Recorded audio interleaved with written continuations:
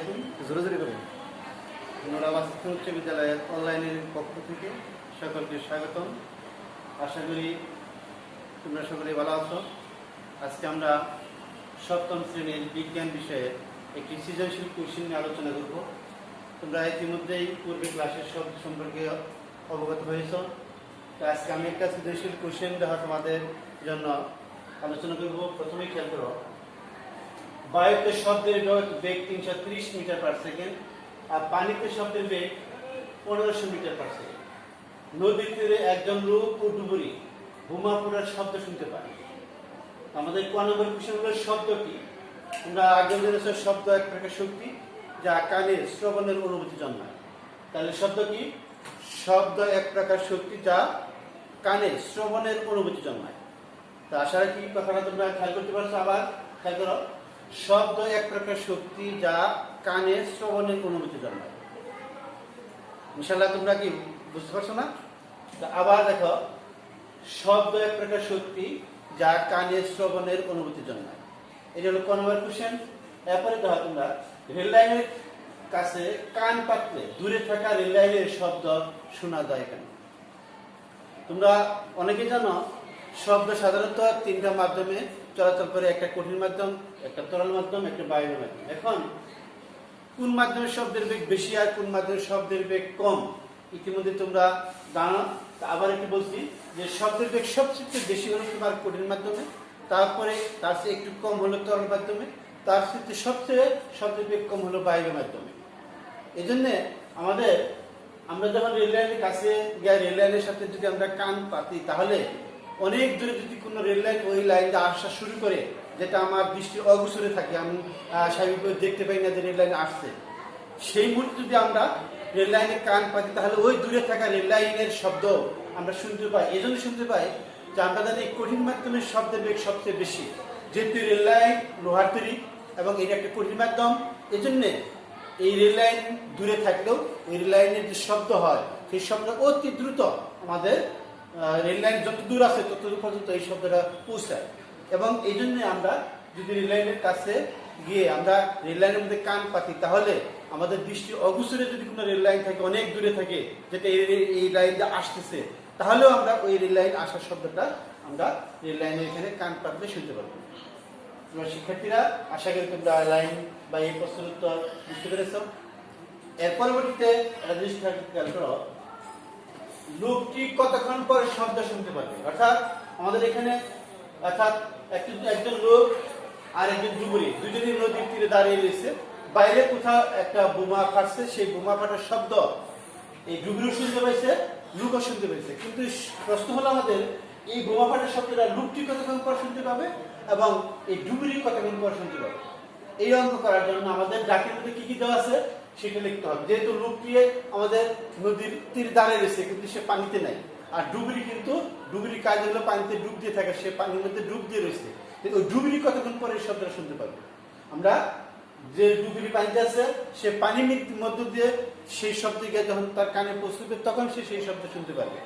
এই জন্য আমাদের দেখা যাবে যে আমাদের লোকটির শব্দ কতক্ষণ পরে শুনতে পারবে। এটা করার জন্য আমাদের স্টিমের মধ্যে ডাকের মধ্যে কি দেওয়া আছে এটা আগে লিখতে হবে। দেওয়া আছে যে বায়ুতে শব্দের বেগ, বায়ুতে শব্দের বেগ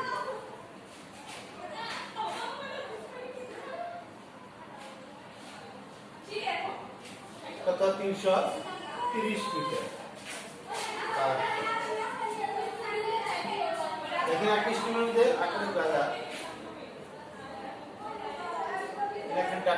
এত মিটার দূরে বোমাটি ফাটে, বোমাটি ফাটে।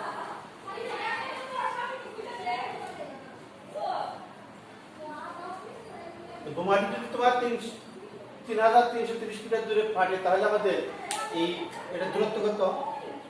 তাহলে বোমা ফাটা এবং ওই লোকটির দূরত্ব, বোমা ফাটা ও লোকটির দূরত্ব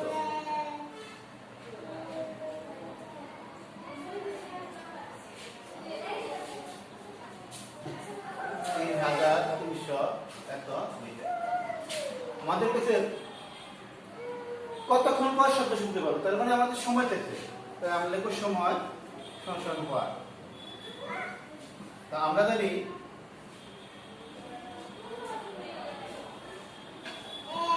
মূলত আমরা এই সূত্রটা লিখব যে বেগ সমান সমান দূরত্ব বাই সময়, বা আর গুণ করলে বেগ গুণন সময় সমান দূরত্ব, বা সময় সমান দূরত্ব বাই বেগ। তাহলে দূরত্ব দেওয়া আছে কত আমাদের 3300 মিটার, আর সময় দেওয়া আছে কত 330 মিটার পার সেকেন্ড, সমান হয় কত 10 সেকেন্ড।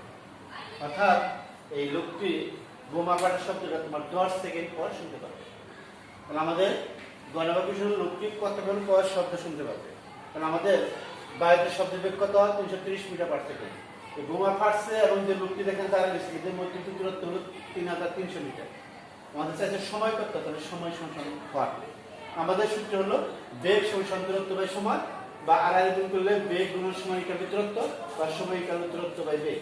তো দূরত্ব দেওয়া আছে কত 3300 মিটার, আর বেগ দেওয়া আছে কত 330 মিটার পার সেকেন্ড, বাক্য হয়ে কত 10 সেকেন্ড। আমাদের 1 নম্বর কোশ্চেন উত্তর হয়ে গেল।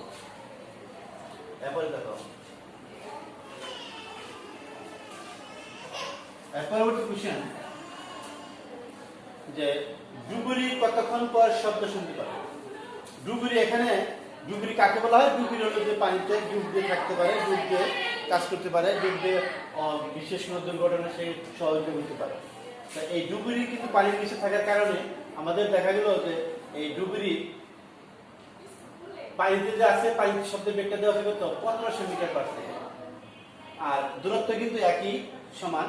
তাহলে আমাদের এখানে এই ডুবুরি কতক্ষণ পর শব্দ শুনতে পাবে। এখানেও আমাদের আগে ডুবুরি যে পানিতে আছে তাহলে লিখতে হবে পানিতে শব্দের বেগ। দেওয়া আছে পানিতে শব্দের বেগ,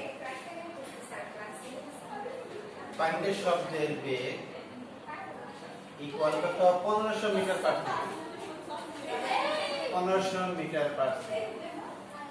বোমা ফাটা এবং ডুবুরির মধ্যে দূরত্ব, বোমা ফাটা ও ডুবুরির মধ্যবর্তী দূরত্ব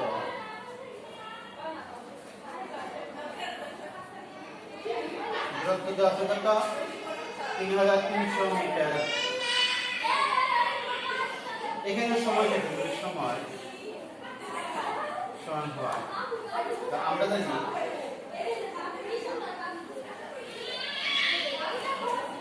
বেগের সূত্র হলো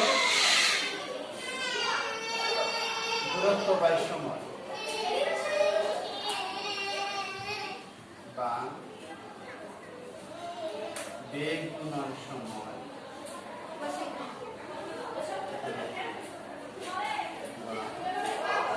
সময় সমান দূরত্ব বাই বেগ। আমরা ক্যালকুলেশন করলাম, আমরা কি আছে পানিতে শব্দের বেগ সমান 1500 মিটার পার সেকেন্ড, বোমা ফাটা ও ডুবুরির মধ্যে দূরত্ব হলো 3300 মিটার, আর সময় সমান হয়। আমরা যদি বেগ ইকুয়াল দূরত্ব বাই সময়, বা বেগ গুণন সময় ইকুয়াল দূরত্ব, বা সময় ইকুয়াল দূরত্ব বাই বেগ। তাহলে আমরা এখানে এখন মান বসাবো। তাহলে দূরত্ব দেওয়া আছে কত 3300 মিটার, আর বেগ দেওয়া আছে কত 1500 মিটার পার সেকেন্ড। বাক্য লাগে কত 2.2।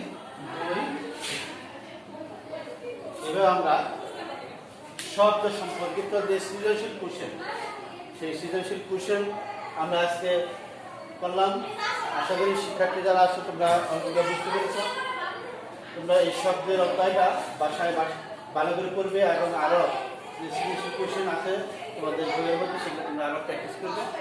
তো সবাই ভালো থাকবে, সুস্থ থাকবে, মাস্ক ব্যবহার করবে, বাইরে যাবে না। সবাইকে আজকের মতো এখানে ধন্যবাদ। আল্লাহ হাফেজ।